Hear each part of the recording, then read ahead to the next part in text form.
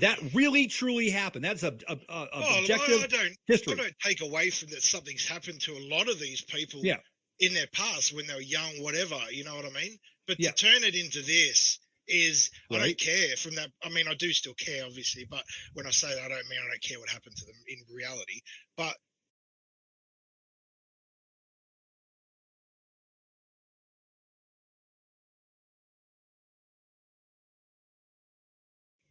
I don't care for this bullshit that it turns into. It doesn't give you, just because you got touched as a kid, doesn't give you the right to fucking do this shit. And I agree. Real victims don't write books. Real victims don't go on YouTube channels, right? And this is where it loses me a lot of the time. I'm not saying 100% of them. Some do come out like that way. But fucking honestly, and I do know a lot of people that have been that way and have helped a lot of people that have been through that shit.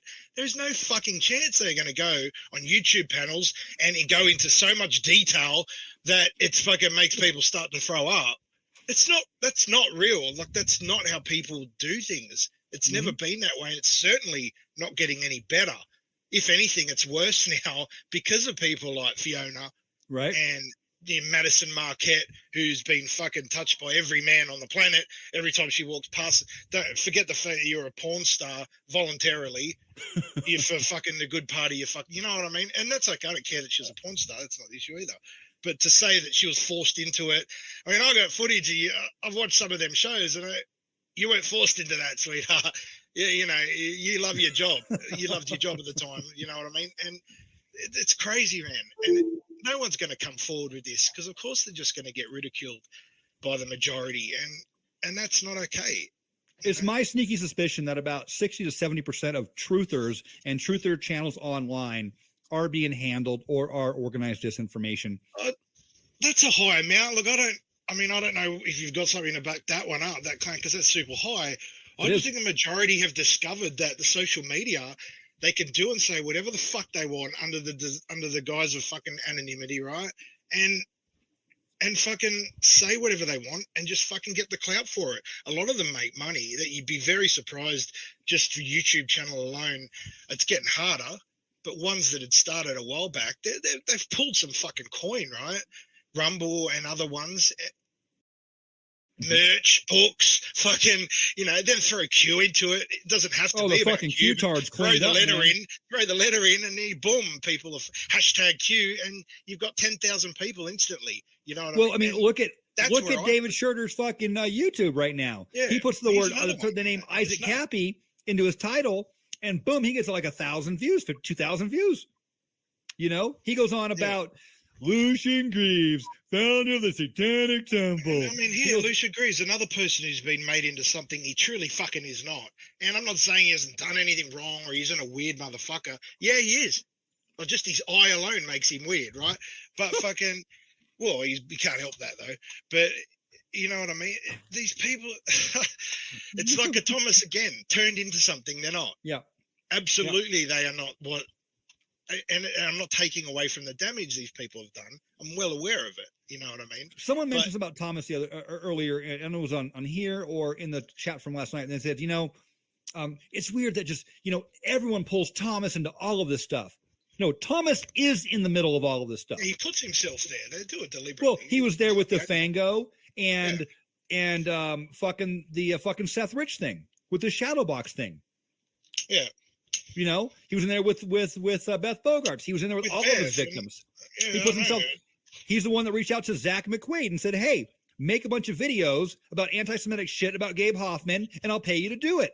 Here's what I want you to say." The idea of Shadowbox was to fucking get in there and fucking get people that they claimed were trying to get them. Yeah, that was the whole idea. He's been involved in everything, everywhere you go, Thomas. Right now, he's getting involved in the pedo catchers. I understand it. Is that right? Which is where hoax has gone too, and it's a mess, and it's not going to fix. And this, I was in one of them the other night trying to tell them this. I'm like, this is done now. This descent that it's going into of blaming each other and turning. I've watched it. This is social media does it. You can't help it.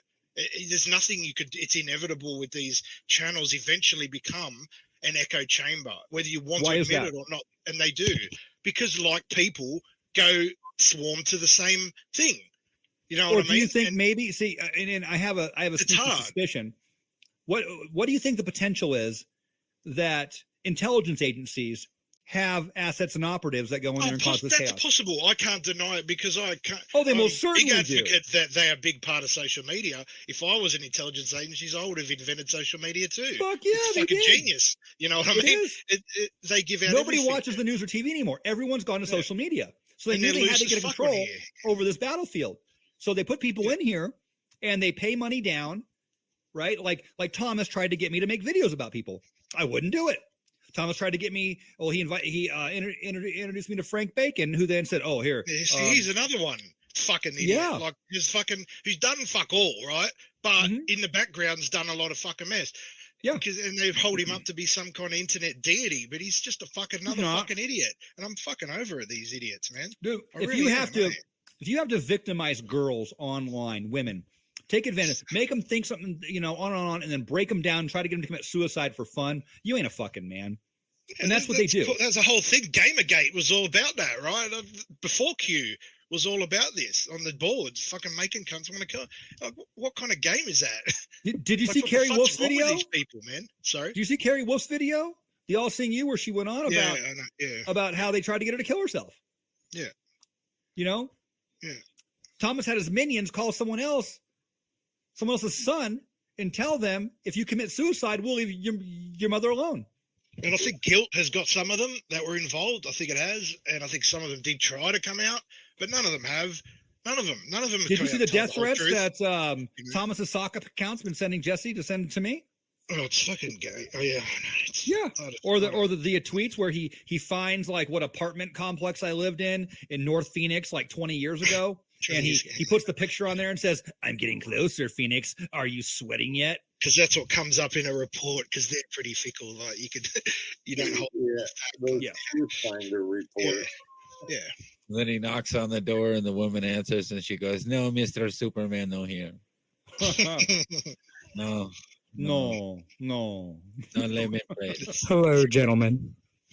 Yo, Squirrely. How you doing, Phoenix? I'm all right, man. I'm all right. So, Phoenix, the brackets and jackets video, people in the chat were asking what it was about. Was that the one where Cappy was really going at Gabe Hoffman? No. What was, because Schoenberger himself, under one of his sock accounts. Hold on, I'll find it and I'll send it to you. That's the one where he's got the chat sort of faint in the background, isn't it? And he's reading his chat or something. It was absolutely effing brilliant. He did a is this the full thing here? No, it's not 17. Is this the first one? What's the second one he did? So Thomas did a brackets and jackets Gabe Hoffman edition under one of his crappy YouTube channels. He didn't make that. Someone else made that. He didn't make that. That was the one where they were going after Gabe, correct? Yes. That's when the brackets. It was funny. Don't get me wrong. Whoever made that was fucking brilliant. But you know what I think about Gabe. But I'll leave you alone, Gabe. You leave me alone, I'll leave you alone. Don't sue me, Gabe. Don't sue me. Sue me, Gabe. Sue me. Or just involve me in another weird lawsuit against Thomas Schoenberger. Or just tell the truth. How about that? How about just every time just tell the fucking truth? Let's try that. They shot him with ice. I don't think bolts. that's possible, John. I've been witnessing this for 6 years. Fuck. Hey, Jesse, I'm sending you the link here. Go ahead and play that in the background. Fire that up. That is brackets and jackets. 17 minutes, but you can. What we're doing here, we're watching Isaac. Isaac had he was rifting all this. It was just he had his Periscope open. He had made this backbeat. He turned it on. It was a loop, and this was all freestyle. People were typing in names, and he was reading off the names and just freestyling this whole entire thing the whole time, and it was actually fucking brilliant. He did a lot of people took it the wrong way too, turned it into something it wasn't. Well, they thought he was saying that these people were these were Isaac's calling opinions. them out. Yeah. calling him out. And Isaac didn't have the proof on all this shit. He was just fucking saying it. He was high on his energy. If you take it for what it was, it is kind of good. Yeah, it's really good. But that's it right there, Jesse. If you want to play that for people so they can see it. So yeah, was this shortly before his death? Yeah, these came out. I think I put them in the mind map even when they came out. It had to have been like February or March. No, first one was in March. First one's in March. Then he did another one. Maybe it was April. A few weeks later. It was a couple. Yeah, it was April. Later, but it was only like 3 weeks. I would say like 3 or 4 weeks before he died. These came out. Yeah, I know. Also, people forget he had Tyler Shields, because it's an open secret that Tyler Shields works for the fucking CIA. He's a CIA liaison. That fucking is everywhere too. Oh yeah. Tyler Shields knows everybody in Hollywood, photographer, but people think like, oh, you're a conspiracy. No. The CIA really does have liaisons in Hollywood. Hollywood's been called the entertainment wing of the CIA, right? And I think Isaac had asked him to go ask in Washington about like what's going on. And is it Brennan? He said that Brennan, I believe, told Tyler to tell Isaac, you can fuck around Hollywood all you want. You start fucking around over here in Washington, calling out names, and what is it? They're going to kill you? They're going to kill you. Like, you're done. They're going to mop you up. Yeah. So according to Tyler Shields, Brendan told Tyler and Tyler told Isaac that, don't fuck around with Washington. And he was spearheading an underground social media movement called Unseal Epstein. Yeah. He was making phone calls. The reality of it, though, someone like Brennan, man, like they can bury most things to start with, let alone things coming out without proof, right? So look at what happened, though. Isaac dies, right? Yeah. And then who goes missing for 5 days? Isaac wrote about it on his 4chan channel on Honeycomb. Oh, yeah. There. They want to go look. Yeah, Isaac wrote about it on his 4chan, and those are all saved too. Those might be in the but Isaac dies, and then a few weeks later, Robert the Deplorable disappears for 4 days, comes back and says he was hanged in his garage by 3 Hispanics who hung him with an extension cord and forced him to write a suicide note, or they were going to cut him up. And he wrote the note, and they hung him. I don't know if I believe him or not. But dude, didn't Homeboy come back without any injuries or anything? Like, yeah, I remember that. I remember that, dude. But then 5 weeks after that, Tracy Twyman is found hanged in her garage.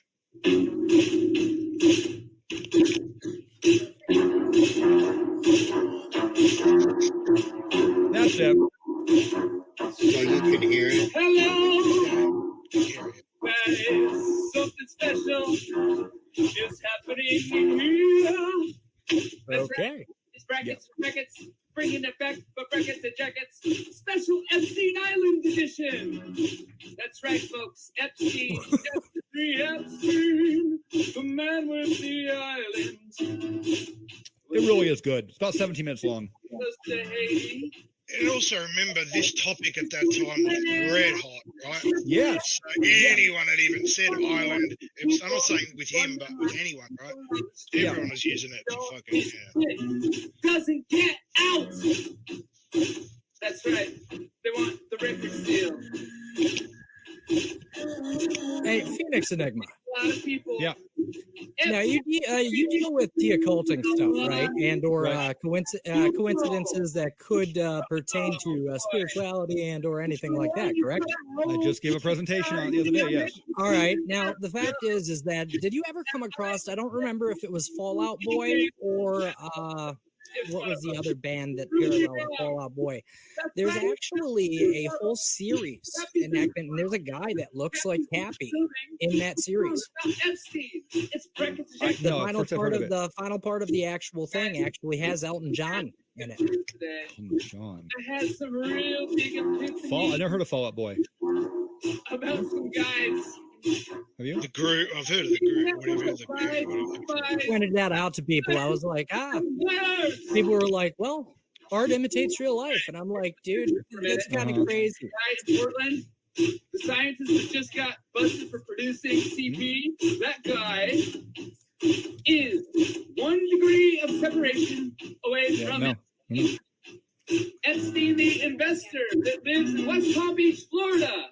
I know a guy who lives in West Palm Beach, Florida, and well, investor. He's talking about Gabe Hoffman here. Also involved as well. And all is not well with these guys. How do you say Gabe Hoffman without saying Gabe Hoffman?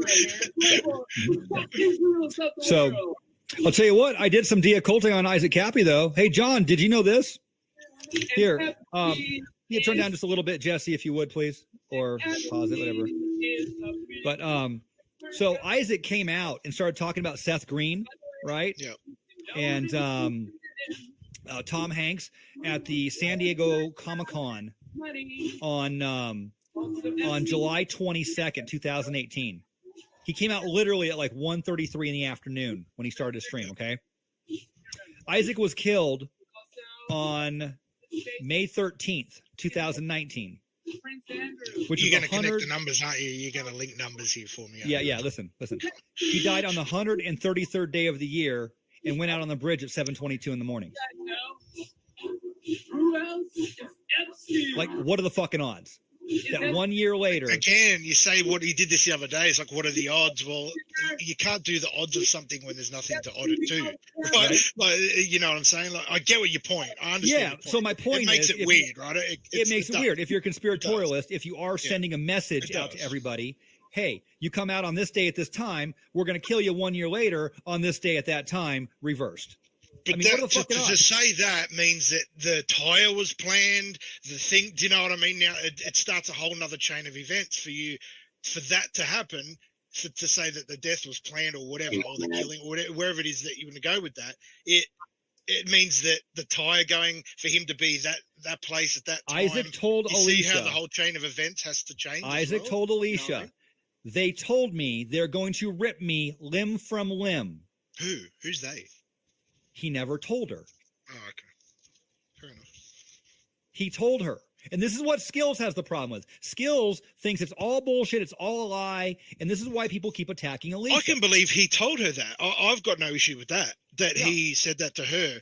Where my issue comes in is now we're back to where his head was at. Everyone's trying to kill him. Do you know what I mean? I don't know. Yeah. I don't know what Skills' agenda is here. Who knows who she works for, what she's doing, or if she's just a cunt. I don't know. But, you know, Alicia told her story. She's not going to lie. Yeah. She's not going to change it. She's not going to change it for Skills. That's what happened. She told the story as it happened, you know? Yeah. So, what? Yeah, no, I got no issue. And a lot of her stuff's the personal stuff with him too, which... Yeah, do you want to tell? You want to talk about it? Here, hold on a second. Here. You know what I mean? I'll let you talk to Alicia here.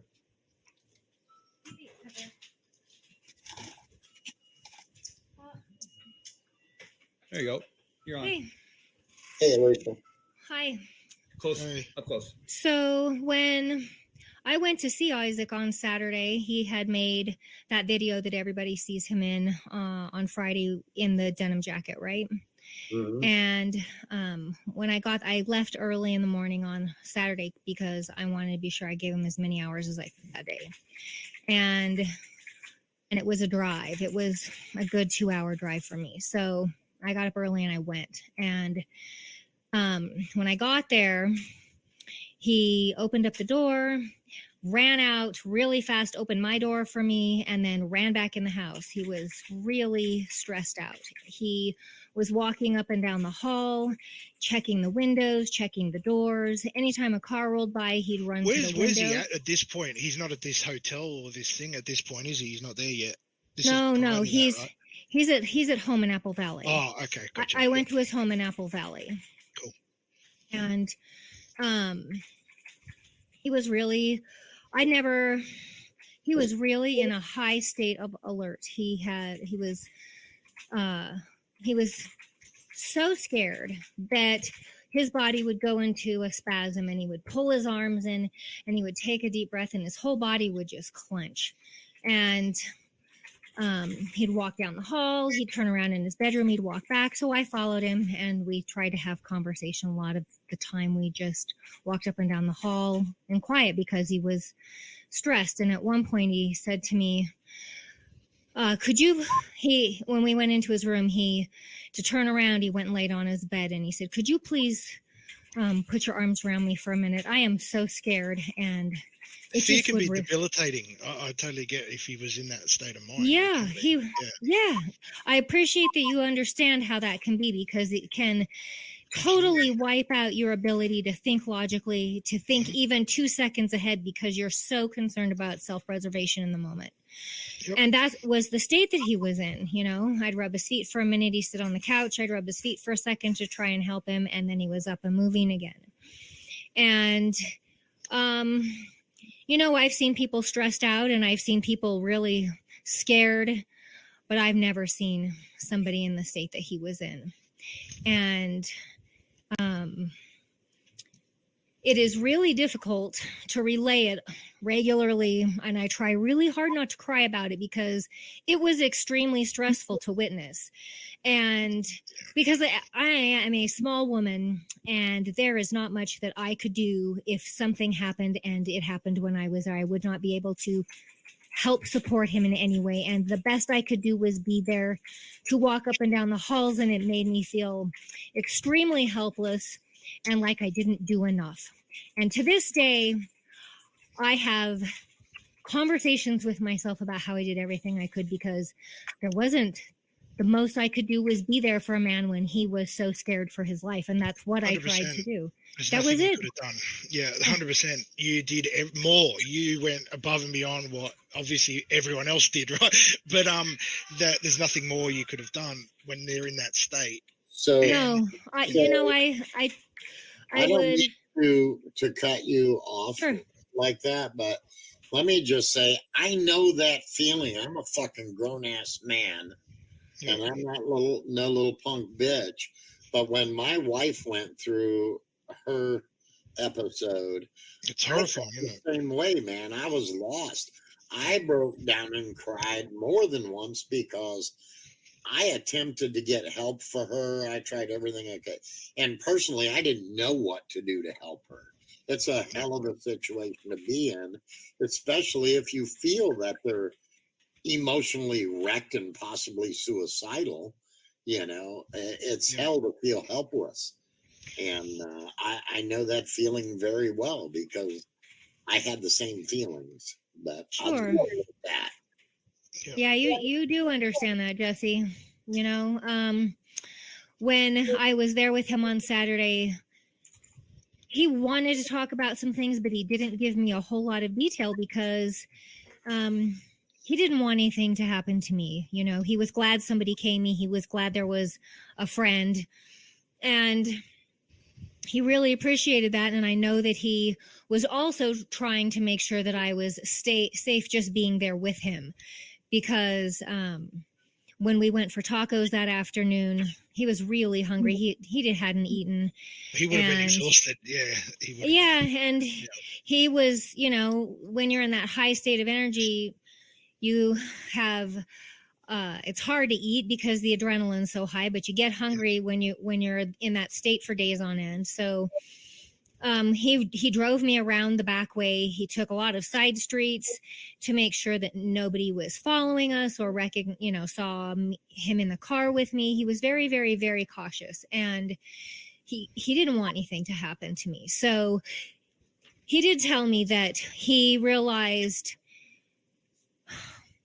shortly, you know, before the day that he, the 8th, which May 8th was the day that he made the request for somebody in the family line that could come and visit him. And so within a week or so before that, he realized that there were people in his community that they were not who they said they were to him. And he was... And that would have destroyed his paranoia, would have been so high at this point. It did. It absolutely devastated. Who reached out to Isaac the day after he came out? Oh yeah, Thomas Schoenberger. Who gives people paranoia and death threats and twists them around with fake accounts and destroys their lives and tries to get them to get divorced and puts them in the hospital and tries to get them to commit suicide for fun? Oh yeah, Thomas Schoenberger. There's a whole group of them, dude. That's the point, and it's disgusting, and I want them all fucking done. And Who's should told go 9 all of them. people that they are a Judas that we have? Jesse? Who's called 9 people a Judas in the last, I don't know, 5-10 years? Yeah, Thomas. no doubt, Thomas. I mean, that's proven. We have all the texts, we have all the emails, we have all the shit. And he knows that in that frame of mind, people get really religious too. People get really like, you know what I mean? Even if they were an atheist before, now they're seeing God everywhere too. Do you know? And this is what you're right. People know that. Yeah. And what did Isaac write and say both in his last video and letter? I've been made to believe that I am a Judas. John, how many people have you called a Judas? Yeah, we spoke about this the other night. Yeah. I would never use that term, and I've never been. That's right. Most people wouldn't. Most people wouldn't. It was used deliberately in that moment. Yeah, absolutely. Yet Isaac used it deliberately in that last moment before he died, the same way that Thomas has called 9 other people a Judas. Yeah. And Thomas follows me all over the internet, keeping an eye on everywhere I go. Like when I went into David Schurter's and he made comments, he gets in there and tries to destroy my credibility every time I attempt to talk about Isaac. Why does Thomas spend so much time trying to disprove why does Skills here spend so much time trying to prove that me and Alicia are liars and what do you say, disinformation? Every time Defango does it too. Every time you mention their narratives, they go in crisis mode somewhere on someone's channel, or they go themselves. Yeah, Alicia wants to address Skills here for a second. Sorry. Hey, Skilly. What I think you're asking about, or have an issue with, is what happened in the chat with my account after Isaac died. On the Friday after Isaac died, I was on the phone. I was trying to get some police assistance because I had somebody call me up. They had all my information. They had my home address. They had my business address. They had information about what I did for work, information about what my ex-husband does for work. They had information about my children. They just had all the information, and he laid it out for me and said he was coming to see me within the hour. And I told him I didn't have the time for it, and I hung up. And so I called AT&T to get my phone number changed so that he couldn't call me back. And I sent my son the phone number, and he had his friends look it up for me because I was in a frantic and extremely panicked state, and I couldn't focus long enough to do that for myself. So my son and his buddies looked it up and found that there was 8 PO boxes associated with Belmont, Arizona, tied to that phone number. So while I was on the phone with AT&T, my phone fried. I couldn't make an emergency phone call. I couldn't turn my phone off. I couldn't turn my phone back on. It just went dead.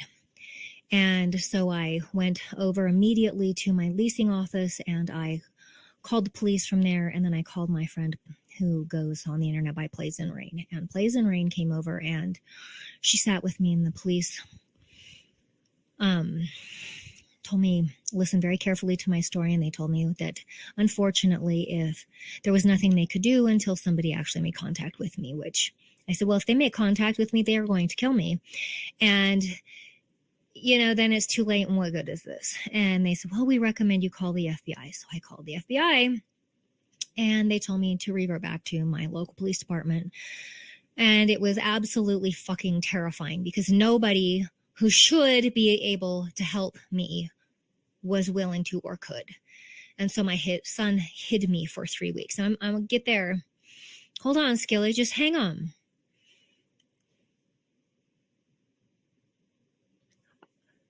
So my handle in the Famalam at that time, before Isaac died, and when I was participating in there, when Isaac was there, and shortly after he died, was Aurora Luna. And my friend Plays in Rain is an in real life person to me, and she had my personal phone number, which of course was on my Telegram account.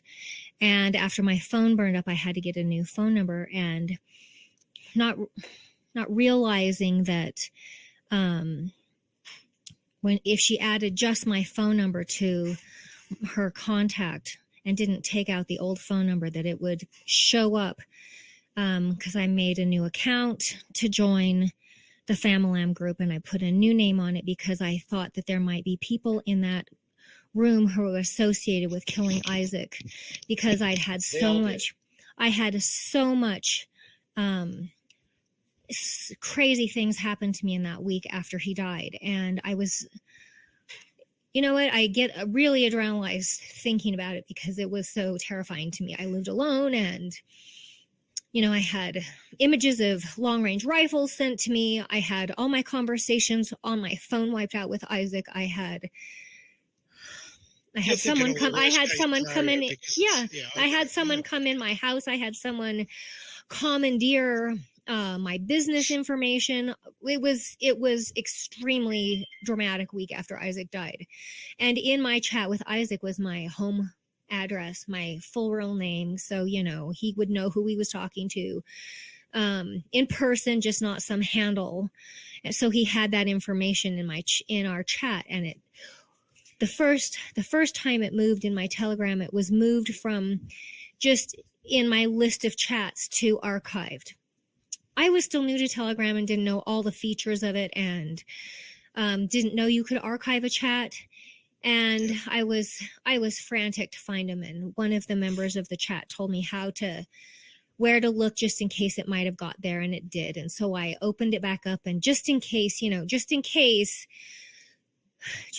maybe he was alive and in witness protection, or just in case, you know, he faked his own death, or just in case, I sent him a couple of messages so that he would know that people were worried about him and thinking about him. And then it kept that in my list. And then on Friday morning, before that man called me,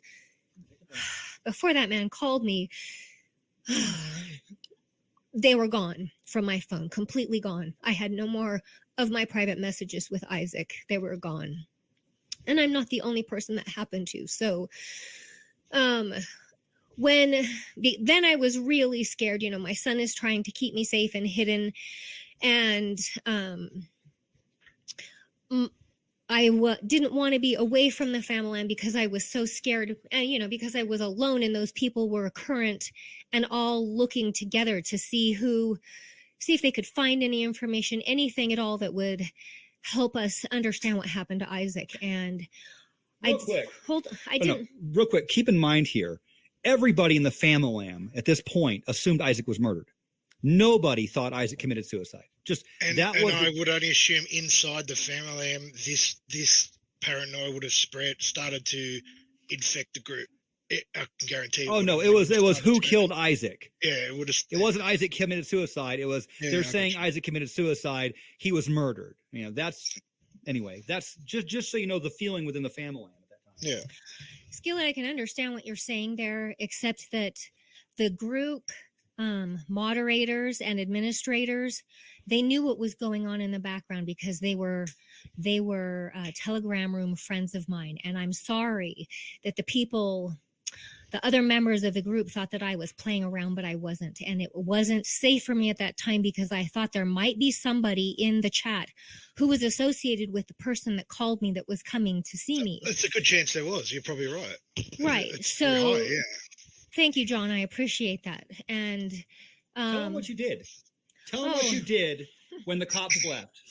So that day after the cops left, and I didn't remember this until fucking last year when Plays and Rain got on the air with us to recount what happened the day that she came over when this was all happening.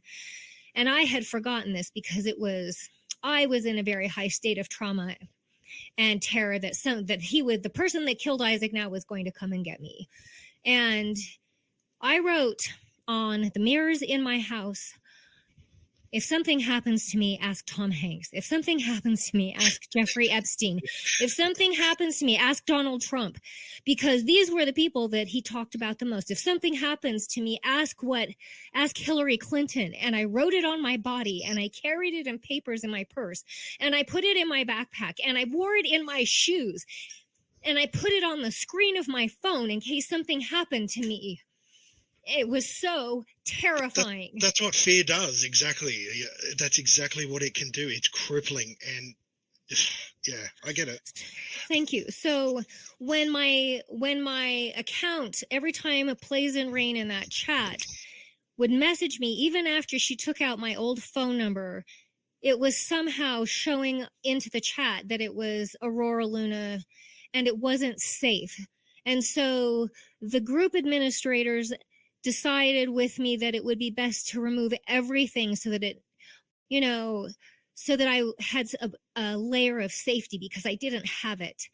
And until I met Corey, and even after Corey came to see me for the first time in California, I had someone that would come in my house and move things. They'd change the silverware in my drawers. They'd take things from my dresser drawer and put it on the kitchen table. They would move my shelves around in my refrigerator and in my pantry so that I would question if I was losing my mind, or if somebody had been in my house, and then the idea that somebody had been in my house was so terrifying that I couldn't sleep, and I wasn't sleeping, and I didn't sleep. I had to request it, and they did, Skilly.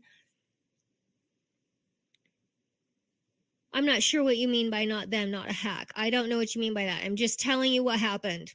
If you see it differently, you're gonna have to live with you're gonna have to live with your opinion and your perspective of it. But I'm telling you what happened. What's that, John? You removed yourself from the chat and all that sort of stuff. Is that what you're saying? You did here? Just what you had to just separate from it all?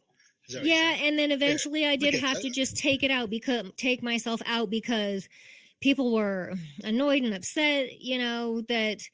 And you don't need to be dealing with all their shit, to be honest, when you've got your own going on, and it no, and it was difficult. You know, we tried in the group to, because some of us thought that,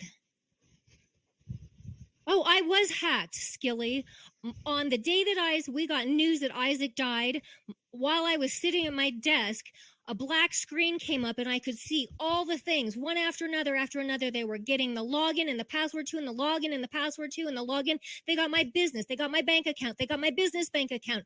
They got all of my social medias. They got all of my things that I was ever logged into online ever, and they took it. The next day I went to see Sean from the group, and Sean sent me a pin drop of where to meet him, because we weren't going to talk about it over the phone. He just sent me a pin drop. When I opened the fucking pin drop, there was a picture of a long-range rifle there and not a map address. And then I opened it again and it was there again. And on the third time I opened it, then the address was there. So you know what? That's what happened. I had threats coming at me. And then on Thursday, somebody pointed out that the newest listed handkerchief on Hank's listing was called Aurora. That was my fucking handle. You don't think I wasn't scared, thinking that Tom Hanks was talking to me with a handkerchief? Are you kidding me? It was scary as holy fucking balls. And so then on Friday, when this guy tries to come over to my house, there was nothing else I had to do, and I was terrified. I was in the same condition that Isaac was in. I was pacing. I hid under my fucking sofa so that no one could see me from the window. I hid under my sofa. Yeah, so you know what, Skilly? You can drop dead with the fucking rest of them, you cunt. You really can. You really can. There you go. If you don't believe it, you don't believe it. You know, but you know what? You know, it's really fun, though. It's really fun to keep doing this. It's really fun to be called a liar when you have to go through all this. And there are people in the family that can corroborate everything Alicia is saying. And they have come out and spoken about it. And it is all out there. But keep driving your narrative that Alicia's a liar. The question is, why do you come on here week after week and call Alicia a liar over and over? Go out and do the dirt work. Go out and do the fucking reporting. Go out and call the witnesses. Get out there, Skillies, and prove Alicia's a liar. Okay? You said it for 4 years now. She's answered every question you've had. Go out there and prove her a liar now. What else is there to fucking do? She's explained everything so many times, and you keep going on like she's never explained it to you before. Like, there's no fucking documentary, okay? There's no one that followed her around with a phone and recorded it all. And by the way, all of this happened, mind you, before Alicia came out about any of this.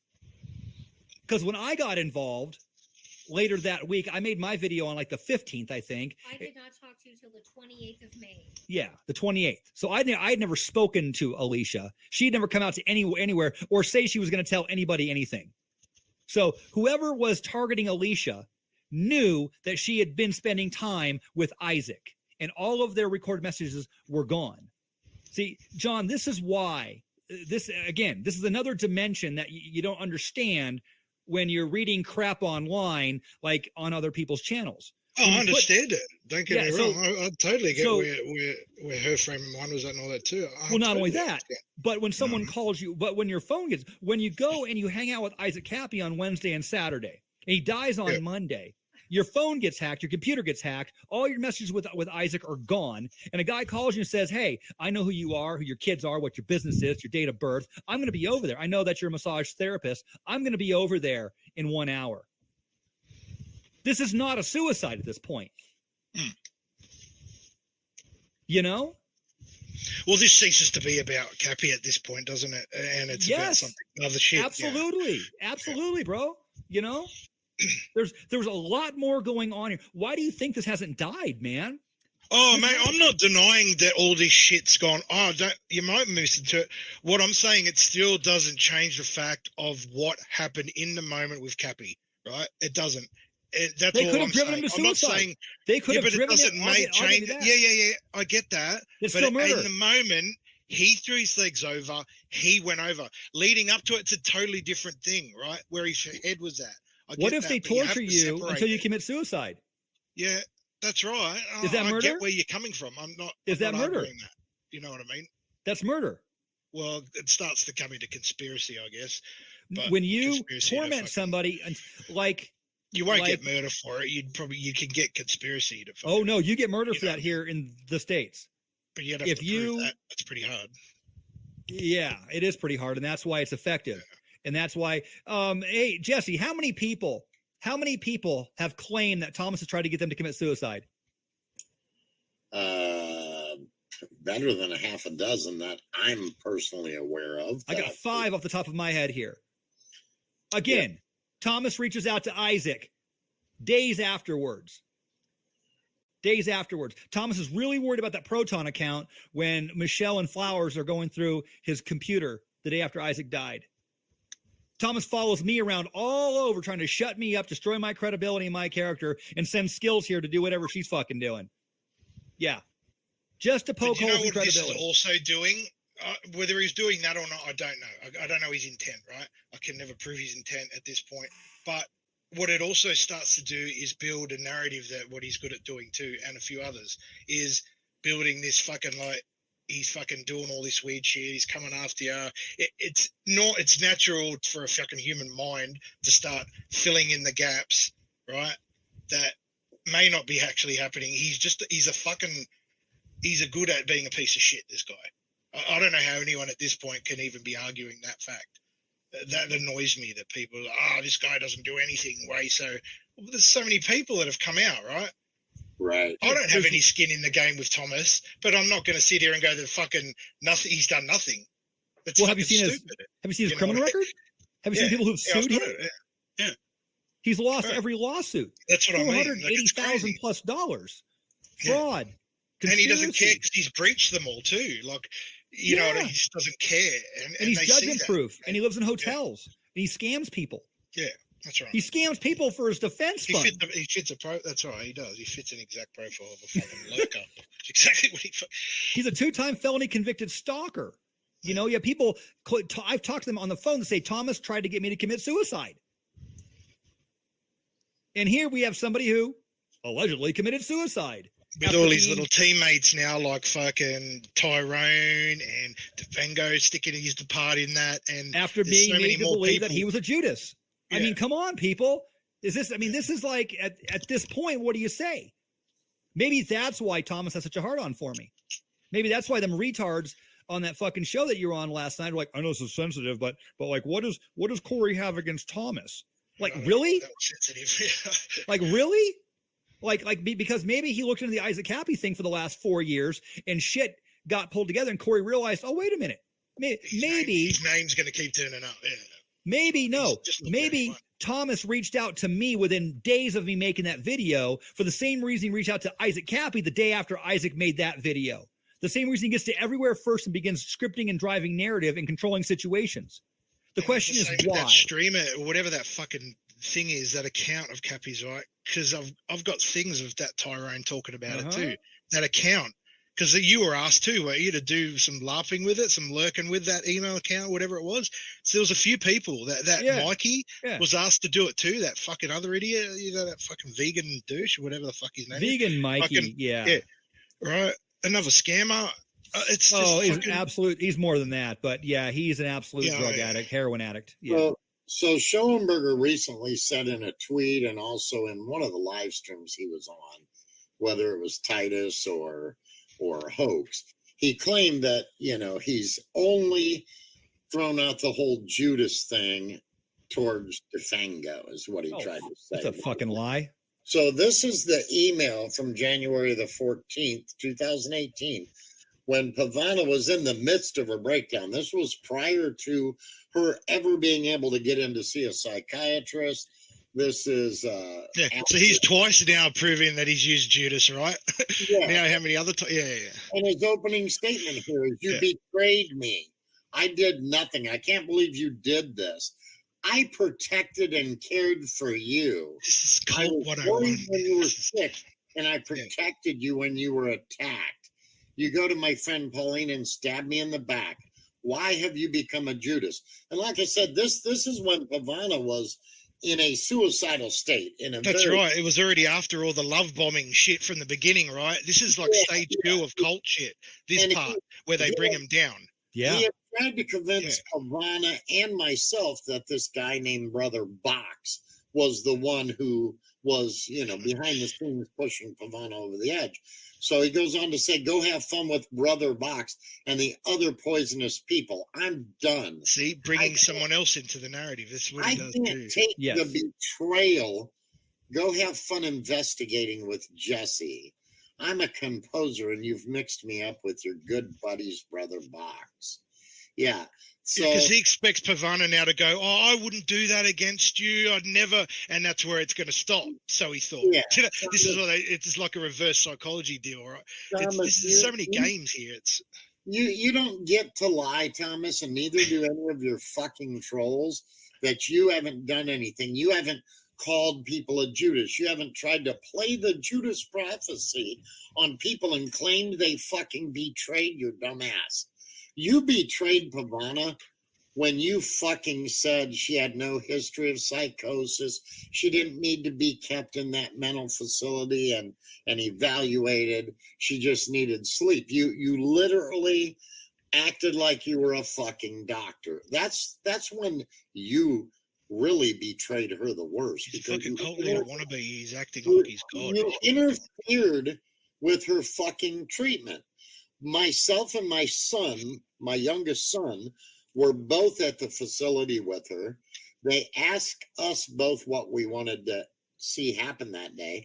We explained to them that we would like them to keep her if they felt it was necessary and to evaluate her and get her some help. But because you posed as a fucking neurologist from California and you gave them a prognosis and a diagnosis and recommended a prescription treatment and told them that she didn't need to be there, they sent her home.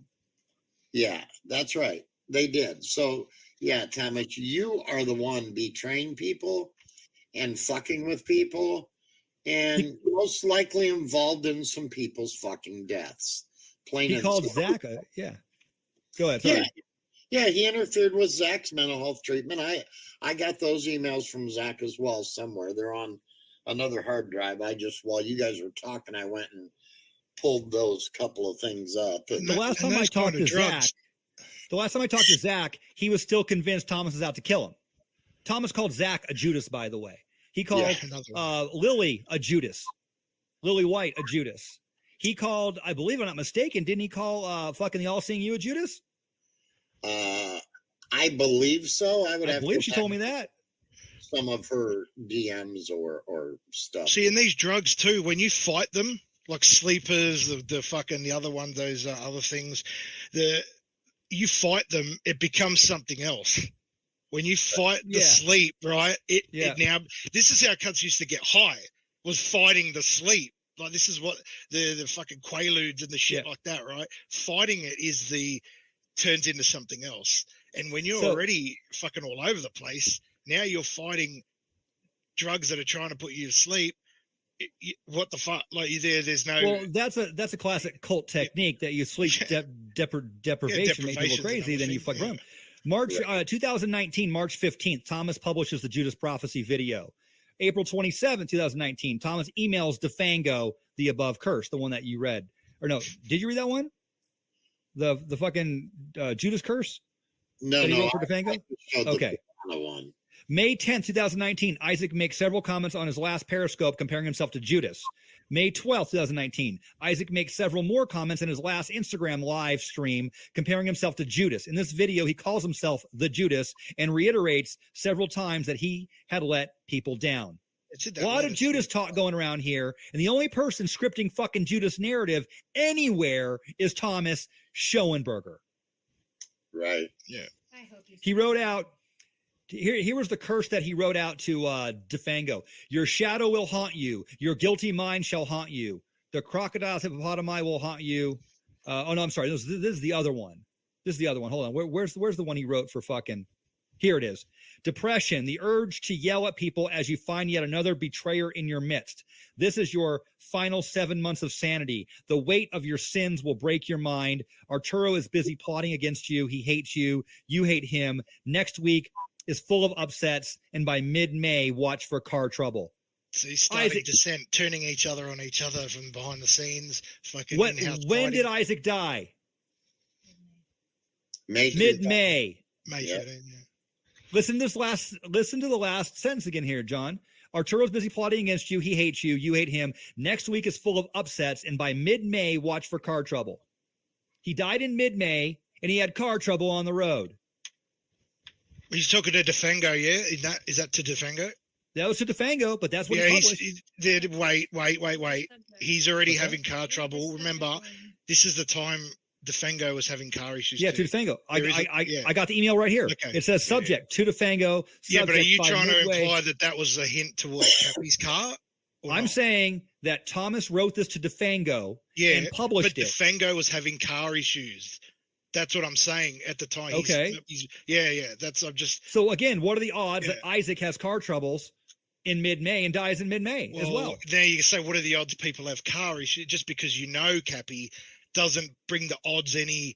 Do you know what I mean? Doesn't bring the reality odds any less. All right. And then what are the odds that Isaac calls himself Judas 4 times? Oh, the Judas thing. Oh, yeah. I'm not trying to unlink Thomas from this at all. Like 100%. He's. I mean, at what point?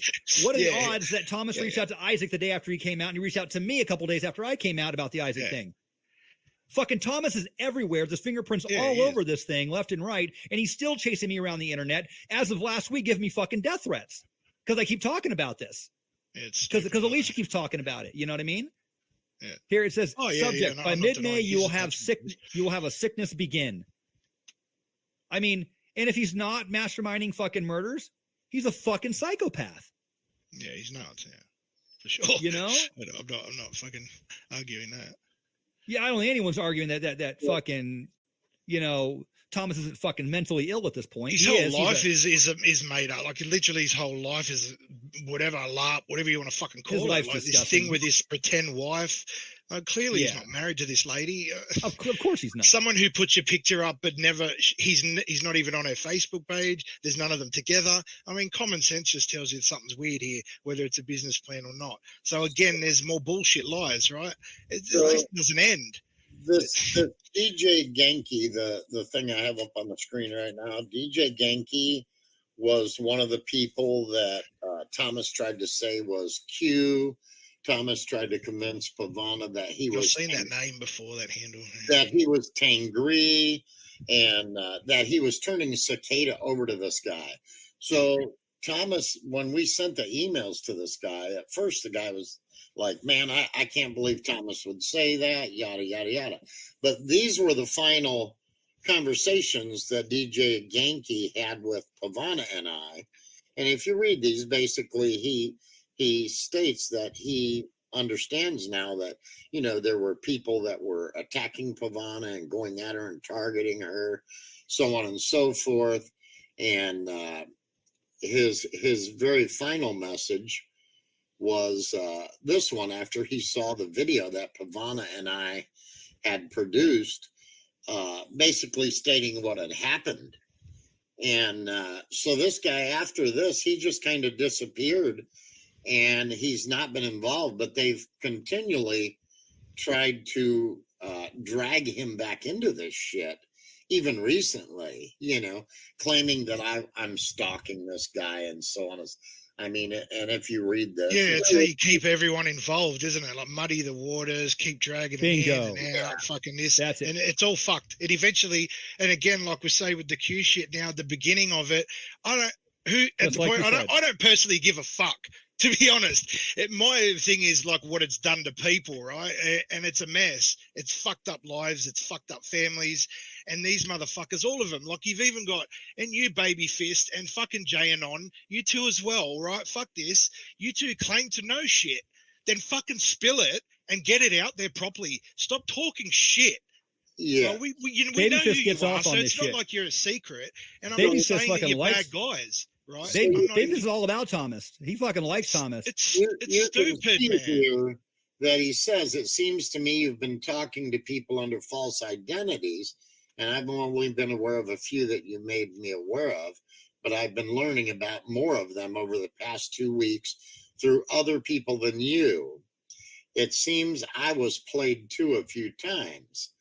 And so, you know, he's talking about all these idiots with their sock accounts who, you know, try to make you think that you're being attacked by 20 people when in fact it's 1 or 2 people. That's right. There's less people involved than you think. Exactly. There is. Yeah. That's right. So, yeah. I mean, you know, they can continue to try to, you know, bullshit people and pull the wool over people's eyes. But, you know, there's a reason why I've saved all of this shit.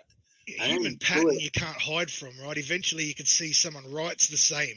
Like say Judas, for example, someone's going to keep mentioning that, but it's 5 different names. You're going to start, that's going to flag. I mean, to me, that's the kind of thing that would flag in someone's chats, right? I'll be like, okay, I've seen this before.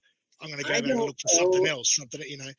I don't owe any of those assholes a single shred of evidence or reason. Neither of you do. Either does Corey and you guys, none of you do. Nobody owes them anything. The only reason I share what I share in my streams is because I share it with the people who are in here who really want to know what the fuck happened, that want to know the truth about what went down.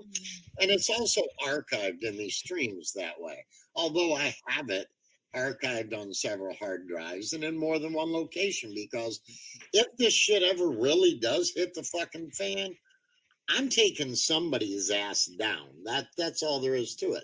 Whether they file against me or I end up filing against one of those idiots, you know, I have all the fucking evidence I need, and I have all the evidence others may need, and I've said I'll share any of it with anybody that you know is going to put the truth out there and not these bullshit tales that these guys know. And that's part of the game too, right? To make people feel defensive that they need to every day keep telling their life fucking story because one person has made them feel, but it feels like there's a whole chat against you or a whole fucking world against you. Like, and I'm not saying with you guys, but it, you know what I mean? You see it.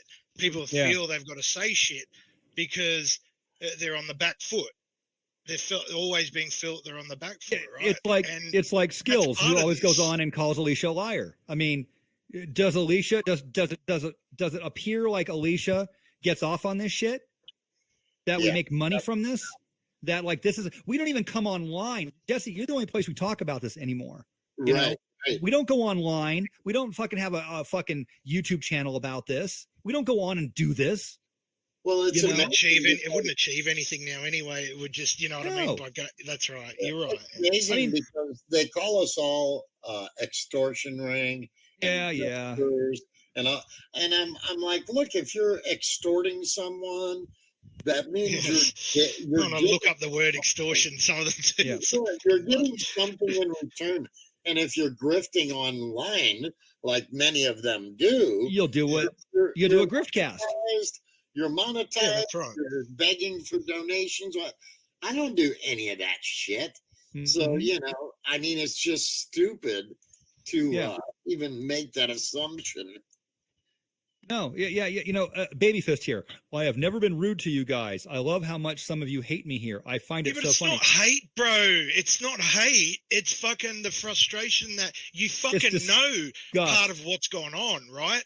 And you're not fucking being honest. Well, Baby Fist why gets even together. use Baby Fist anymore? Like, everyone. You've come out. I don't get it. Just be human. Be more fucking human, bro. I interviewed Baby Fist for 2 hours one night, and he told me how, well, I just do projects with Thomas, and I don't know Thomas's capacity, but I just help him with his projects and games because I really like to game. I'm like, yeah, you help Thomas with his games. His games suck people in like Pavana and destroy lives.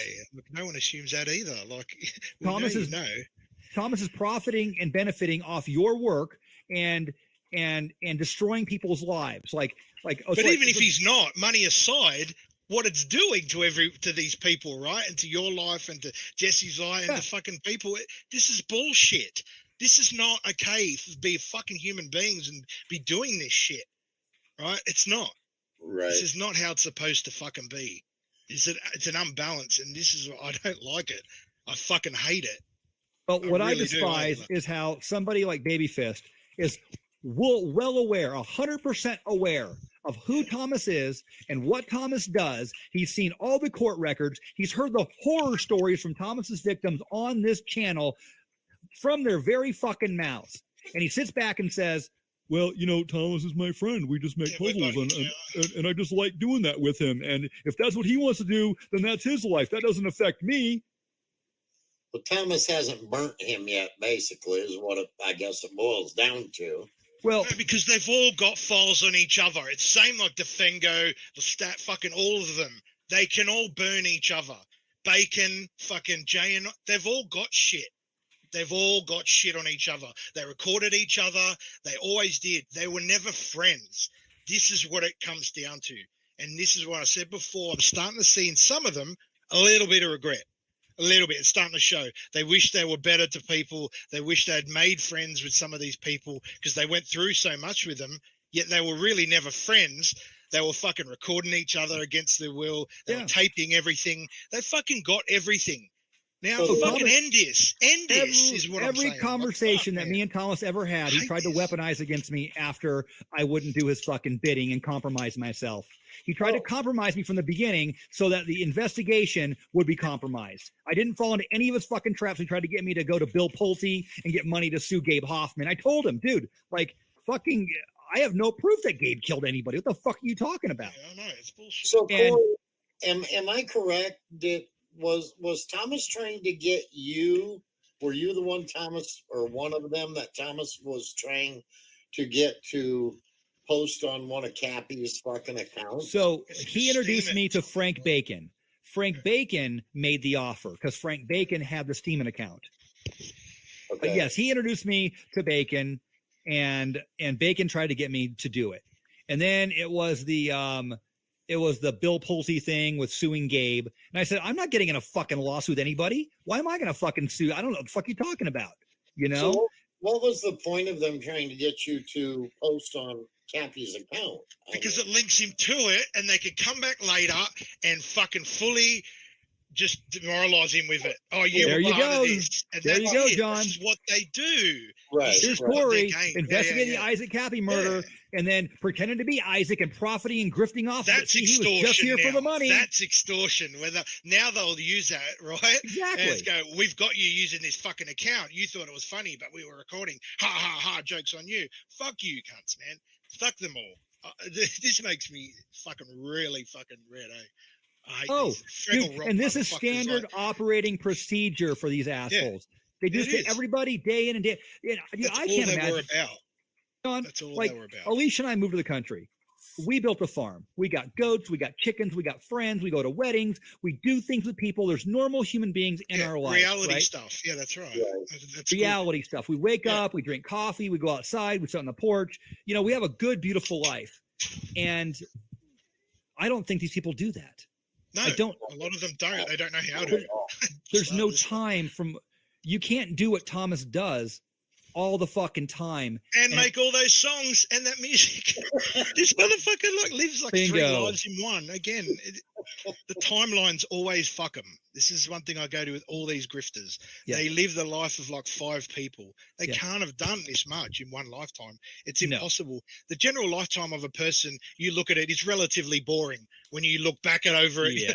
You know, we've done stints of things in our lives, and some more than others. I get it. Yeah. You know, regardless of what you did. You know, all these things, non-stop fucking commando lifestyle. Like, fuck off. It's not real. No one lives like that. Right. Yeah. It's really pathetic. One day, people know Babyface that. It's like they've forgotten or something. I don't.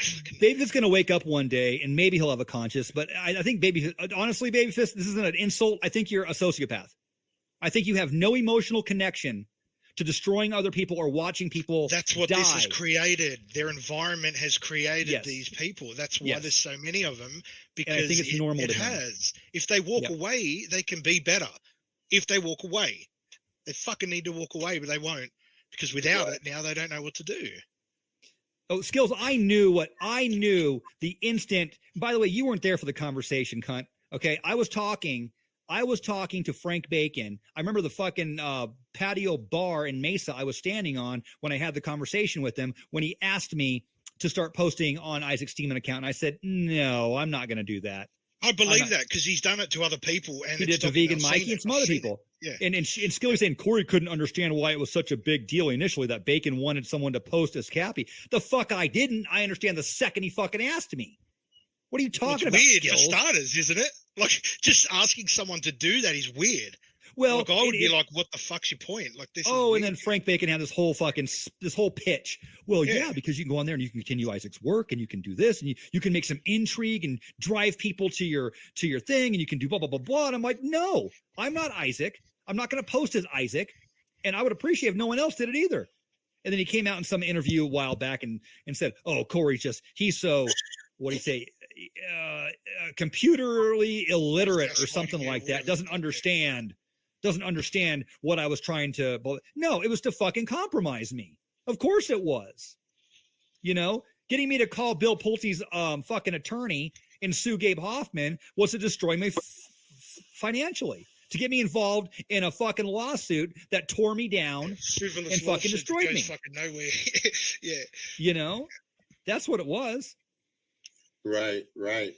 That's what that's what Thomas tried to do with Pavana. You know, when he first ran across her, their first meeting, all it was, hey, what does your husband do for a living? What do you do for a living? That's why he linked so well to these LARPers. Yeah. They are his perfect tools, his weapons. Yeah. For Thomas. Yeah. They were perfect. Bacon, fucking Defang, all of them. Perfect. Yeah. Idiots. And now there's people coming out making video. Who's that asshole? Dregs of YouTube came out yesterday. Dregs of YouTube too. It's a fake Dregs of YouTube. It's not OG. Yeah. We're gonna get your skeletons. What skeletons? You know what I mean? Yeah, Fuck. He's got my number. You know. He's got my number. You know who he said he wasn't going to look into? What names did he leave out of that? He left Thomas's name out of that. He left Fango's name out of that. He left fucking Frank Bacon's name out of that. All the people that were associated that are harassing everybody else, he left the names. The only people he's going to check out, because they don't have fucking names, are most Thomas's of them. fucking victims. You know what I mean? Most of them, yeah. Yeah. They're fucking nameless fucking ghosts in the background. The Ghost Dregs of Squad. YouTube. Yeah. Fuck off with that He's shit. going to dig up all the trash on Thomas's victims. Gee, that tells you where he's coming from, doesn't it? All these digital soldiers that fucking haven't served any sort of fucking anything in their life. That's insulting too, by the way. All this military talk from fucking keyboard commandos. Like, fuck off with that rubbish too. You fucking, it's really fucking, it's insulting as fuck talking about YouTube giving them digital purple hearts from Scott McKay and shit because they've lost a YouTube channel. Are you fucking kidding me? You know what what a purple heart, a real one, is for? Like, fuck, fuck these people, man. It's a joke. It's a fucking joke.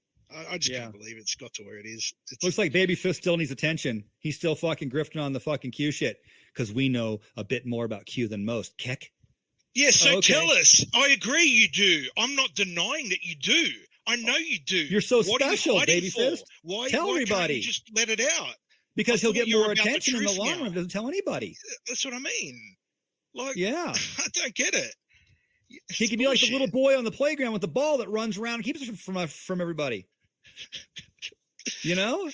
That's what it is. Stealing people's lunch. One of these days, Matthew there is going to fucking find some pussy. He's going to get laid. And he's going to be like, holy shit, fucking, there's a whole world out there. And they talk about legacy too, right? Is this it? This is the hill you fuckers want to die on, honestly? This Q, even the cicada shit, in the end of the day, I couldn't give two fucks about. Like, all of it. Is this what you honestly want to die on? This is the hill of this shit. Wow. Oh, I can't wait to tell. I know some of you have kids. I know you do. I know he does, but I know some of them do. Is this what they're gonna know the internet better than you fucking ever did? Trust me. And they'll find your bullshit and this. They'll find us talking about your real life, dude. Like, I don't get this. This is not a legacy. Look at Thomas's legacy. Look at Thomas's legacy. What's Thomas's legacy? He's got no one to leave it to. His son doesn't give two fucks whether he's dead or alive. And who else is he going to leave it to? Not only that, what's his legacy going to be? One of fucking harassing and torturing people online after the internet came around? I'm going to go pick my kids up from school. So while we're just sitting here talking, guys, I'm just sharing some muted videos in the background. This is what fucking life is about. It's not about Schoenberger and all these fucking freaks. As I've said many times, I only give them the time I want to give them. But this is the shit that life's all about. Right. I mean, exactly. Yeah. The grandson's first time flying a kite. I admit that I've given this too much time too. I admit that. I fucking do. It's become. I won't say obsession without. How do you say obsession without saying obsession? But you know what I mean. It's not because of clout, money. I get nothing from this. I don't want. Yeah. I don't care. But I want to make one thing clear. What it's done, right? Yeah, I want to make one thing clear so everyone understands this, because I think John's onto a very important point here. Okay,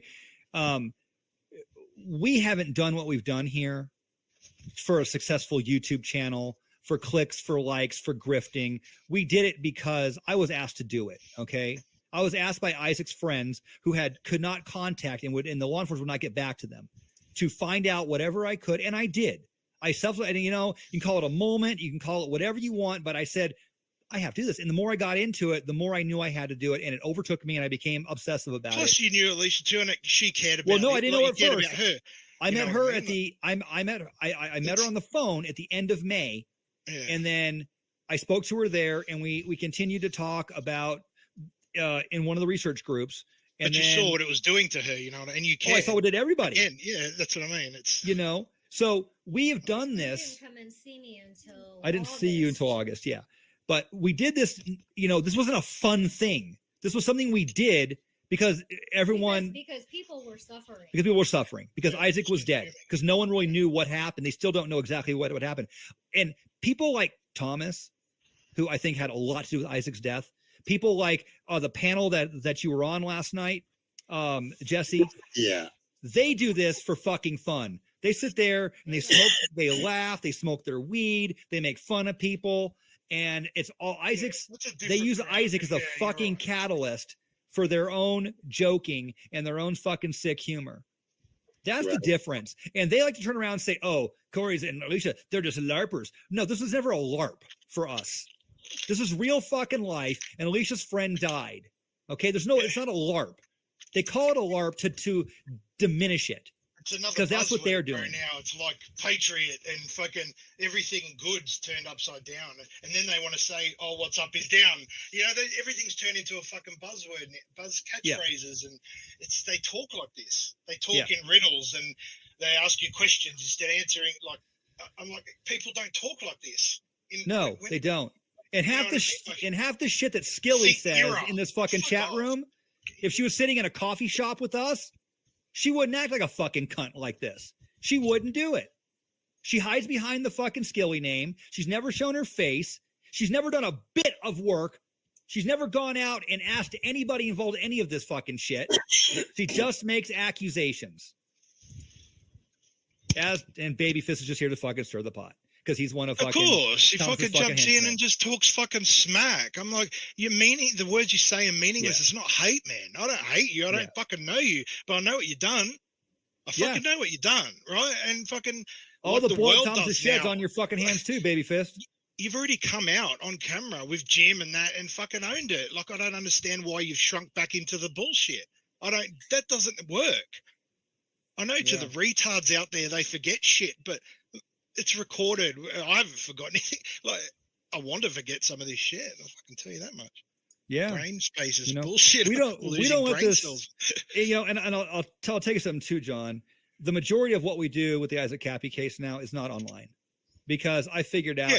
Keep in mind, when I first started this, dude, I was green. They saw me as a fucking target, and they spun me around and around, bro. Yeah, of course. That's right. I had a channel. They fucking got it destroyed. I had no idea. Here you are now with ammunition, with some facts, some stuff they can spin some more shit on, and they're fucking with you. And what does Thomas do? He comes out and tells everyone that Corey Daniel killed Isaac Cappy. ? Allegedly, whatever. And he says it over and over and over and over and over. More questions. Yeah. He tells everyone Corey was in the vicinity. Corey Daniel was not in the vicinity. So anybody that's watching right now, while we're all talking, this is a video where I refresh Thomas Schoenberger's video. Oh, talk about that. Yeah, talk about that. Every minute, and you can sit and watch his views go up. But the light. Hey Jesse, sorry to cut him in. I got a jet. I got to go grab the kids. I'll be about half an hour. If he's still on, I'll jump on. But if not, all right, we won't be here, John. And I'll catch up with you, Corey. I do have to talk to you about a couple of things. Yeah, you too. See you guys. Good night. Bye. So yeah, this was I recorded about 10 minutes, and I refreshed about once a minute, and you can see the views start climbing. When I first saw this video, when he posted it, it had been up about an hour, and he had 26 views. He had 7 likes and 4 comments. And then during the second hour is when I shot these videos for like 10 or 20 minutes in total. And his views went from that 26 all the way up to over 1,000. But his likes stayed at 7 and the comments stayed at 4. So there's no question, he got 26 views in the first hour, and then all of a sudden, out of nowhere, at 4 a.m. in the morning, people just started clicking and viewing these things to boost him up to over 1,000 views. Then the views quit going up for a moment, and then all of a sudden the likes jump up to 465. And then when I went back the next day and looked, the views were back down to 364. Or the likes were down to 364. So he had lost like 102 likes overnight, I talked to someone today who said he knows for a fact that Thomas purchases these things. He spends a lot of money doing it.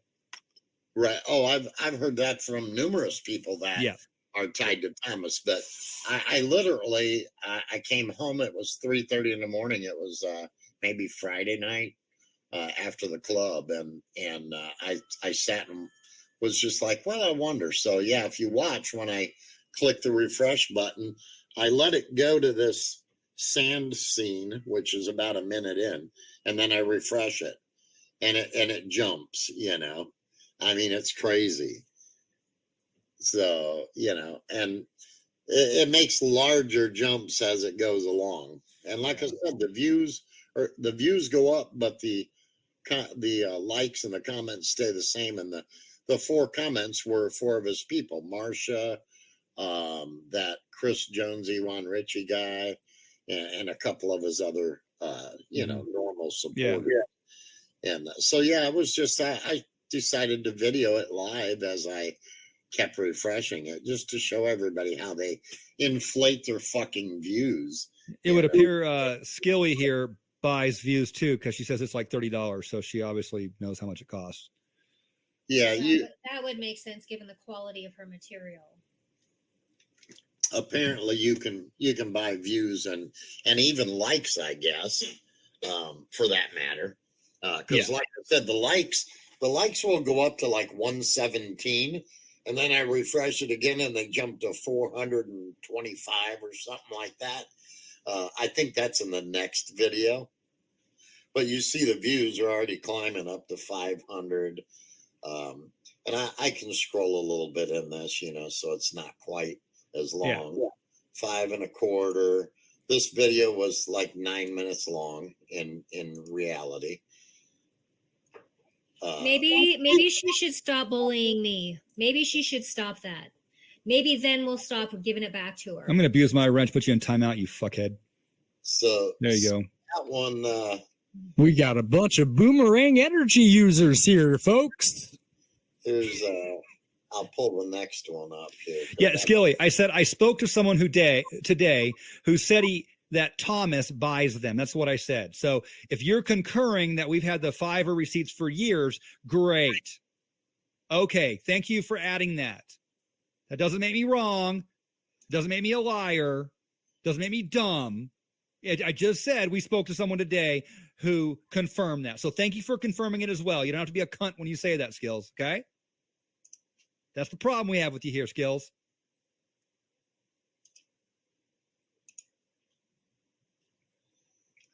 Let's see. Whoops. Dang it. Jason. I think my internet's running a little slow. But, Jason.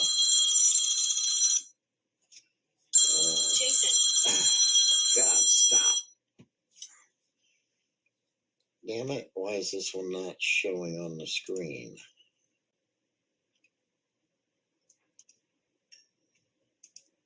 There we go.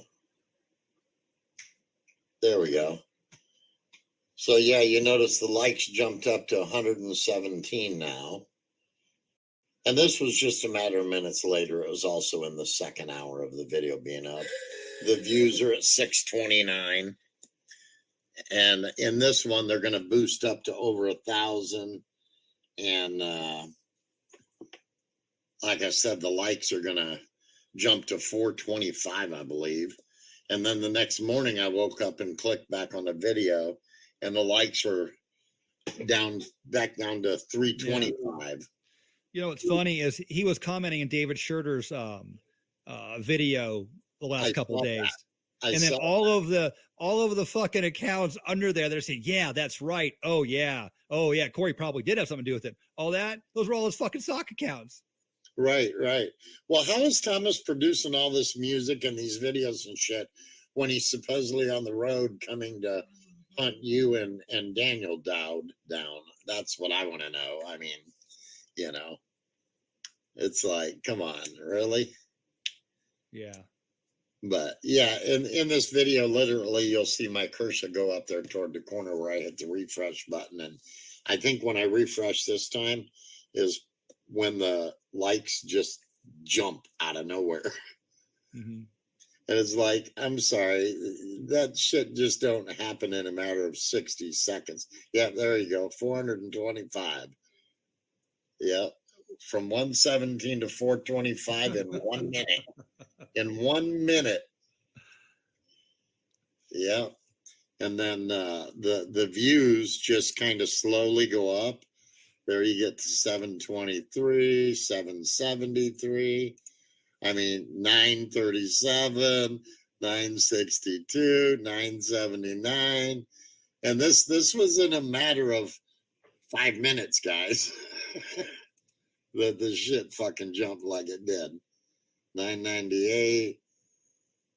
There you go. 1K. There you go. 1K.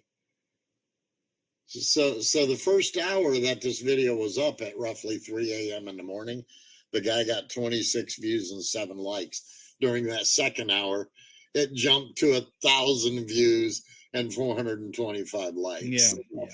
So at like what time in the morning? It was like when I came home from the club, so it was like between 3 and 4 a.m. Yeah. So if everything else in Thomas's life is as fake as that, I was reading about narcissists the other day too, and watching some videos about it, and they are the most insecure people on earth, and that's what drives the narcissism. They know deep down they're inferior. They know how bad they are and how bad they suck, and it drives everything they do. And then, of course, there's the projection, always the projection of everything. And to think 4 years after Isaac's death, he's projecting now that I killed Isaac Cappy, when everybody knows I was nowhere near there. Everyone knows the story, how it came out, what happened. Everyone in the family, people who called me and asked me in on it, when I had no fucking idea about any of it to begin with. There's so many people that were there that haven't come out. Isaac's friends, especially the family, that are like, listen, they were scared from what was going on with Alicia to what was happening at that time. And then keep in mind, man, like, what's his name? Fucking Robert the Deplorable. Robert goes missing 2 weeks later, comes back. He has this crazy fucking story. Some people believe him, some people don't. Right. And then Vegan Mikey at that time had vanished for the 3 days that Isaac died and showed back up in Mississippi, and then gets beat up a week later and says that someone attacked him. Right. Now he beat himself up, or he got in a fight with drugs or whatever the case was, on a drug deal or whatever, scamming money. So all this was going on within the family. All this was going on, and that was the temperature and the mood at that time. And, well, I don't think the rest of people out there understand what it was like, So, Right. And you have all these latecomers to the whole party, call it a party. And they just hear a little piece from Thomas, or a little piece from somebody like David Schurter. Don't know what the fuck they're talking about. I knew Isaac. Okay, you knew Isaac. You didn't know what time he left California. You didn't know what was going on. You didn't know Alicia. You didn't know he didn't know what the family was. David Schurter had no idea what the family was. The name that Isaac sang and talked about every day when he was on Periscope for months and months and months and months, and a year maybe. No idea. When someone knew more than him, he just had to accuse him of killing Isaac. And then there was Thomas to support his schizophrenia. Oh, well. So I'm assuming that question is based to you. Something about it. Well, Jedi said Stephen Boss, and Taco says Jason Boss. What's that? It says what about that Stephen Boss character? And then Taco said Jason Boss. I don't know too much. Jason Boss was up in he was the guy that Vegan Mikey was living at his house, and Mikey didn't pay, and he was squatting, and he was begging money from the family. And I have all the receipts in the mind map, all the times that he was asking for money, and then all the times, one second here. And then all the times that he was asking people privately for money, and then the group for money, and all the receipt people sending him money on PayPal and all that shit. Yeah, we'll talk about that in a second there. That's direct. Yeah. He had Jason Boss found a bunch of needles at his house. Bunch of needles over at Vegan Mikey's place, and a bunch of other shit too. Like it was like a party pad. It destroyed his entire house. Vegan Mikey destroyed the whole entire thing. Kept going into that Jason Boss was probably working for the police up there that were crooked after he turned in the voodoo donuts, and they were all after him, kind of like David Schurter, right? They're all after me. I can't go to the police. They're all in on it, Brett Trimble at that point, he was in the family.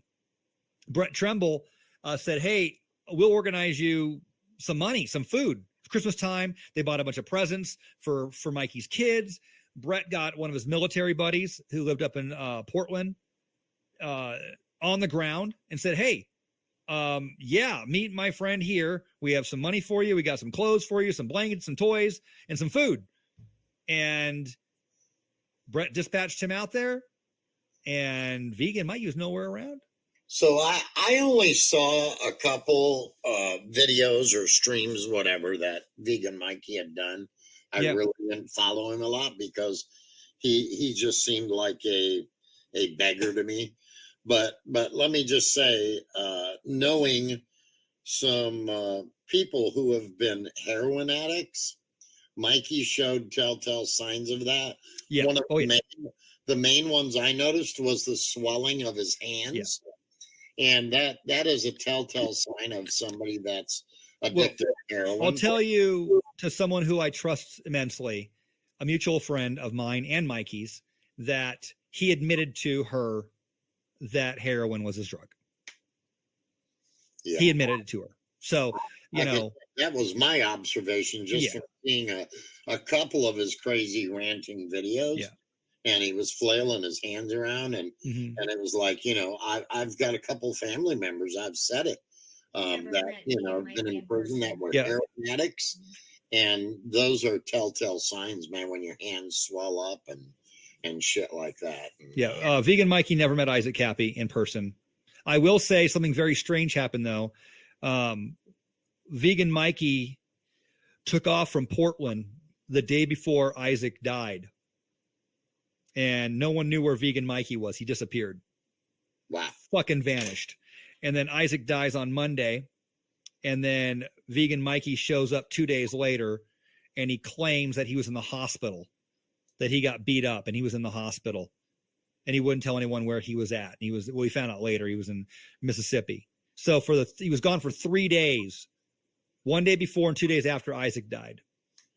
That was fucking weird. And then when I tracked down Vegan Mikey's mother's house, it's 11 minutes from where Isaac died in Flagstaff. Not miles, minutes. Wow. Yeah. So I don't know. I'm not saying that fucking Vegan Mikey went there. I'm not saying Vegan Mikey did anything. I'm just saying that's what I found out. For what that's worth, that's what I found out. And I think it's very strange that Vegan Mikey disappeared and then came after me so fucking hard. Well, he infiltrated one of the groups, one of the research groups, and from day one. And within a month and a half, I had had enough. And I spoke to the admins and said, I'm fucking done. Because what happened was Vegan Mikey brought some other, he said, hey, I met this guy and he's got this kid and the kid is a victim of rape. He's like 3 years old and he has HIV now and he needs constant money and constant medical. So if you guys in the family could set up an ongoing $80 a week or a month, was it? 80 a week? $100 a me? It was $180 or $100 a week. Yeah, 100 or I would say it's 80. Anyways, it's just not that much, and people can help with that, right? Yeah, we can all do that. So he was trying, and I'm like, who is this guy? Well, because he's on the run. He's on the run because they're satanic ritual abuse survivors, and he's with this kid. I'm hiding him out, but if you send me the money, I'm like, what the fuck? Are you serious? Wow. And people in the family, okay, we have to help Mikey. I'm like, the fuck you will. Like, do you understand what's going on here? Mikey disappears. He comes to the hospital. He won't say what hospital he's in. And then that one night he called us. He's like, searching for money for any. I need to go to the hospital. And I need a ride. He needed a ride. Then when he got there, he wanted you to vouch for him not being a drug addict. Oh, yeah. You need to talk, Corey. I need you to do something for me. Say, what is that? I need you, when I get to the hospital, to tell the nurses that I'm not a drug addict. I'm in Mississippi, and they don't hand out opiates here very regularly. I'm like, I'm not a doctor, dude. He got you on the phone. He got me on the phone. He got a couple other He called, Alicia on the phone, me on the phone, and 2 other people, and tried to get us to call the nurse to tell them that he wasn't a fucking drug addict for when he got to the hospital. Wow. I mean, and I said, everyone, can you see what's going on here? And he's like, listen, I have Isaac's Dead Man Switch, and I need to develop it, and I need to get it to my contact. He's over in Langley, and I need $7,000. I'm like, you're fucking insane. You're high, Mikey. You're high. No one's giving you $7,000. If you have the Dead Man Switch, give it to us. We will independently send it to your Langley guy or whatever the case is. No, I can't do that. I made a promise to Isaac. And he dangled this Dead Man Switch over everybody every day, every night in the family, and try to get money for this Dead Man Switch. I said, everyone, this guy's a fucking heroin addict. He strung Isaac along. And well, I'm done. And we kicked him out of the family. So The dead man switch never turned up, correct? There was no dead man switch that I knew of. If there was a dead man switch and Isaac was murdered, Ford in Belmont, Arizona, they got it. If there was, because it wasn't in the car. If he had it with him and he was trying to move it and hide it somewhere, they got it. They had to have. Yeah. Oh yeah. Oh yeah. And of course he did. Thomas pushed the Cappy dead man switch, and then fucking Michael Fisher came out. Remember Michael Fisher, that fucking narcissistic psychopath? He came out with a dead man switch, and then somebody got a hold of who's that attorney? Lynn Woods. Yes. Lynn Woods, and Lynn Woods reached out to me, and Lynn Woods wanted. So I talked to Lynn Woods for a while, and he wanted the dead man switch. And I told him there was no dead man switch. And he wanted the list of pedophiles in the Democrat Party. I said, there is no list of Democrat. Yeah, there is. I said, no, there is. I said, no. I said, where are you getting your information from, Lynn? And he wouldn't tell me. But when I reverse engineered what he told me, I have a pretty good idea where he got it from. He was just being fed garbage in the conspiracy world online, the truther community. I said, listen, he had the facts of Isaac's death all mixed up as well. He was telling people in interviews that Isaac was run off the road, and when he got out, he was struck by a car. Just stupid shit. I don't understand how we don't have any footage of Isaac at the Days Inn there off the interstate. Hard to believe there was no cinema footage. Well, Mr. TFC, the cops never got the footage. They never got any video footage from the Love Station, any video footage from the Days Inn. They didn't fingerprint the room. They didn't fingerprint the car. Within 15 minutes of them being there, they said he committed suicide. Their walkthrough of his hotel room was 45 seconds. That was it. They walked in, they looked at the desk, they looked at the bed. You could see, it on the camera on their front. You could see that the bed had been ruffled up, like he thrashed around in it for a little bit, but because the covers were all over the place. And they went in the bathroom. He didn't even shower. So there was really nothing to look at. You could see it in the 45 seconds that it takes them to walk in, walk in there, and then come back out. They didn't print anything. And it's a shame because it's possible that there was more than one set of fingerprints in there that didn't, and not the fingerprints that belong to housekeeping. How do I share my screen here, Jess? So down at the bottom, okay, it says present. Okay. You put it in there, and if it's share screen. Share screen. If it's a video, you hit video, which is right above the share screen. All right, let's see here. Let's see. Select tab to share. Right here. Okay. There we go. All right, I'll share the screen here. Let's see if it does it. Okay. I think it'll pop up over here on mine. There it is. Did it pop up in yours? Yep, on me. Okay, thank you. There. In the official, there we go. This is pretty slick, man. What are we on here? StreamYard. All right, nice. Official investigation mistakes. And this can be found in the Isaac Cappy mind map, by the way. The breadth and depth investigation were treated much and minor and less important investigation, even though Sergeant Jameson advised he would contact and call criminal investigators after Deputy Luna notified him that the incident had turned faulty. Sheriff report was only 8 pages long.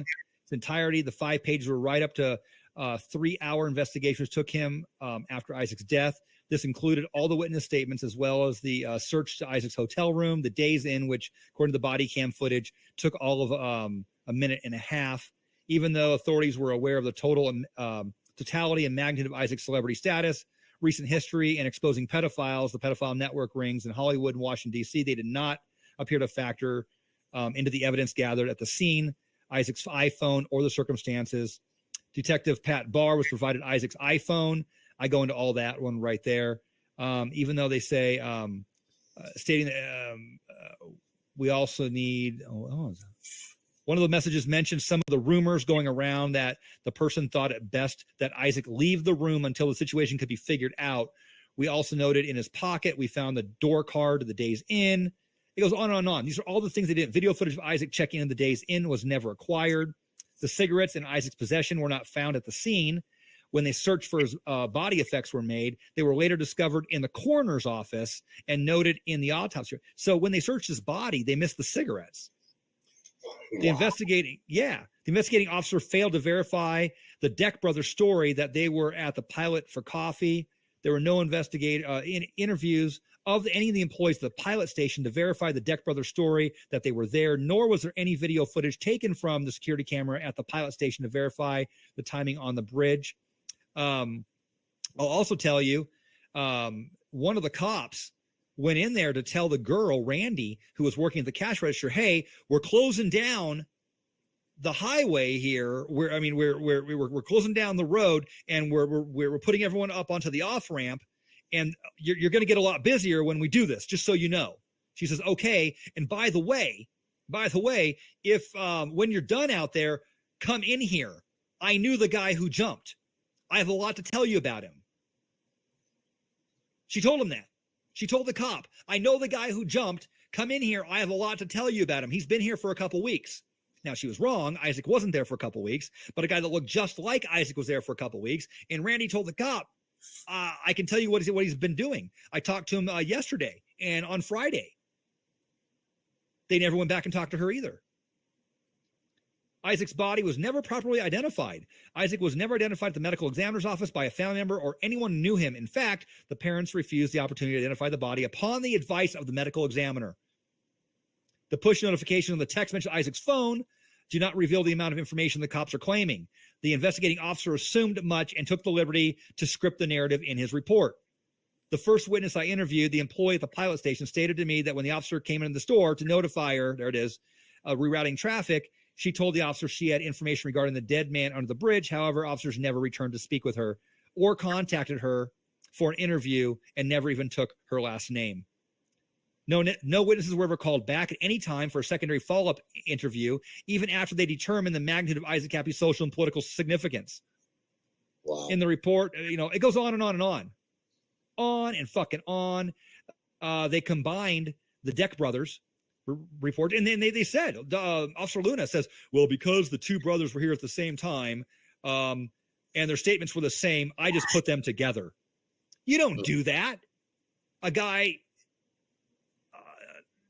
that may not have committed suicide, you're just going to put their, people see different things, even in the same place. Why would you add their stories together? That was fucking weird, right? Yeah, that's crazy. On page 5, the sheriff's report lists the case status as closed, leads exhausted. This is obviously not the case. So to make it laughable, the situation wasn't so tragic. Officer Barr combines the interviews. Here it is. His reasoning was they provided essentially the same information, so I've combined the interviews for this report. Is that legal? I don't think it is, by the way. Or just bad detective work? The investigating officer never asked the Deck brothers why they believed the subject was contemplating suicide. Furthermore, they never did a follow-up investigation with them or any recorded document. Yeah, they never asked. They just said, we think he was committing suicide. They never asked him, why do you think he was committing suicide? Did you speak to him? Did you know him? Did you tell him, I'm going to get away? I'm going to kill him? They never asked him. His cell phone, right? The cell phone's the big one, guys. This one no one looks at, right? In the body cam footage, Officer Luna walks up with a phone and says, I don't know if this is his, and he points to Isaac on the ground, or one of your guys's, but it was over there where the body was. and he hands him a perfectly intact iPhone with a fucking unbroken screen that allegedly dropped off a 22-foot overpass. Now, Isaac's body did not move. Maybe a foot. Okay, according to the eyewitness that told me he saw him get run